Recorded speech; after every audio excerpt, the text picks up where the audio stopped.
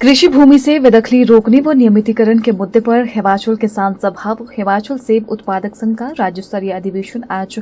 Kalibari hall Shimla में आयोजित किया गया, जिसमें जमीन से जुड़े मुद्दों पर चर्चा की गई तो साथ ही आगामी रणनीति बनाई गई।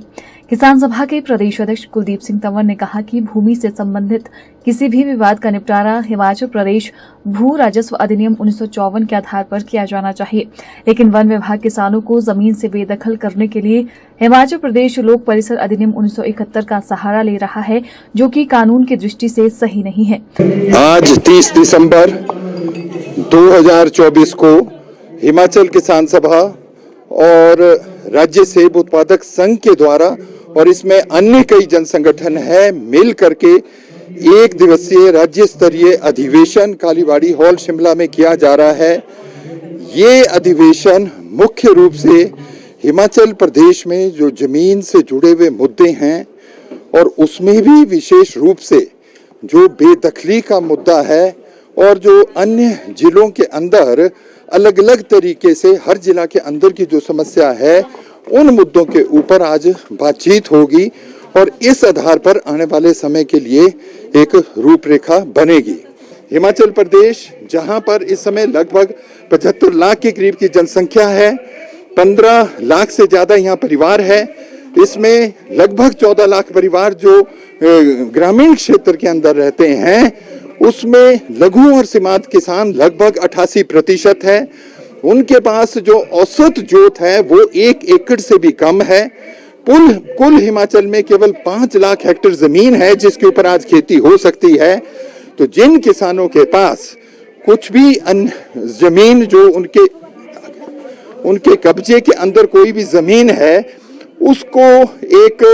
इलीगल घोषित किया गया, एनक्रोचमेंट घोषित किया और 2015 के बाद उसमें से उनकी एविक्शन स्टार्ट हुई। तो ये मुद्दा उस समय से निरंतरता में चल रहा है और इस समय हिमाचल प्रदेश में दोबारा जो बेदखली का कानून के माध्यम से हिमाचल प्रदेश में हाई कोर्ट के ऑर्डर के द्वारा जो वन विभाग है और जो रेवेन्यू और पुलिस डिपार्टमेंट है वो कई जगह पर तालाबंदी और बाड़बंदी कर रही है। इसमें हम लोगों का ये मानना है कि हिमाचल प्रदेश की बात को ठीक ढंग से ना सुप्रीम कोर्ट के अंदर ना भारत सरकार के सामने ठीक ढंग से रखा गया। हिमाचल प्रदेश जो एक पहाड़ी क्षेत्र है, 90% लोग गांव में रहते हैं, 64% लोग केवल किसानी और बागवानी के ऊपर निर्भर है। यहाँ पर उनके पास कोई ज्यादा इंडस्ट्री नहीं है। सर्विस सेक्टर के अंदर तो अब कंप्लीट मोरेटोरियम ही है और दूसरी तरफ देखें कि फौज के अंदर भी अब इस समय जो पहले भर्ती हुआ करती थी उस स्तर के ऊपर नहीं है।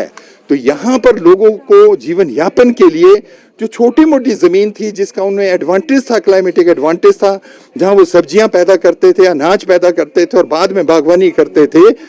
उसके ऊपर भी जिस तरह से अभी प्रतिबंध लग रहा है, जो उनके कब्जे में जो जमीन थी जो 50 साल 60 साल 70 साल से थी, तो इन मुद्दों को रेखांकित करते हुए कि एक ऐसी नीति बननी चाहिए राज्य सरकार के स्तर के ऊपर और जिसे केंद्रीय सरकार के स्तर के ऊपर उठाया जाए, forestry being the concurrent list का जो सब्जेक्ट है, जिस आधार पर हिमाचल प्रदेश में जो लघु सीमांत किसान है जिसके पास 5 बीघा से कम जमीन है या लैंडलेस है, उसको वो जमीन अपने जीवन यापन के लिए खेती के लिए दी जाए। इन मुद्दों को लेकर के आज का ये अधिवेशन है। Bureau report, channel 9 Shimla.